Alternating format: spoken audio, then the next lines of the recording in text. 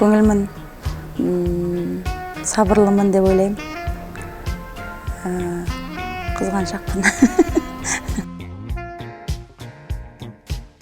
Білмеймін, өзгертетін шығар. Ақыл тоқтатқан, саналы, талқынды көретін шығармын. Осал тұсым жылауықпын.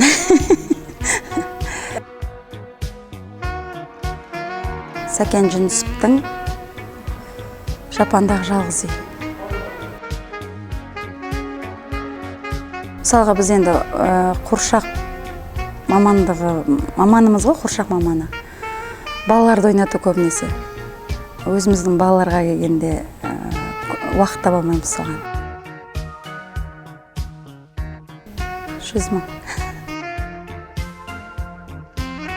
Мен өзім бала кезімнен Лидия Каденоваға еліктеп, сол кісі осы Алматыға ертіп келді десем болады. Сол үшін Лидия Каденова апамызды айтар едім. Сосын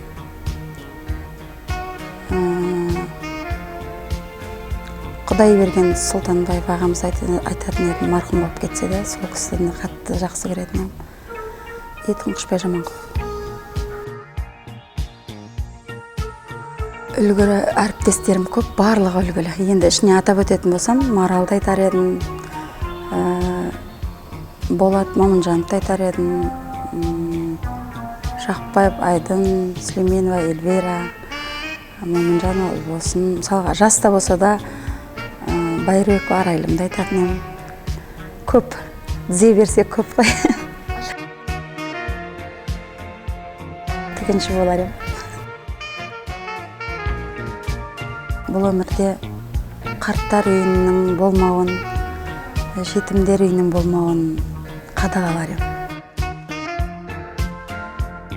Кішкентай толқын өте бұзық болатын. Мен таңертең тұрғанда әкемнің мойнына отырып тамақ ішпесем тұра алмайтын. Сондықтан кішкентай толқын мен қазіргі толқынды салыстыру өте қиын.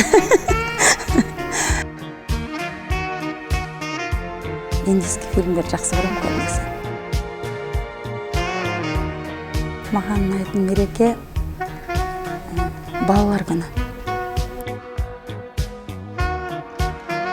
Әкем Тоқа дейді, Тошқа дейді, Толқынай дейді, әркім қалай. Сәлемет пе, Михаил Потапыч? Мен мына ешкімді жаюға келдім. Егер ешкім жақсы жайылса, шалым маған орамал сыйлаймын деп уәде етті. Болды.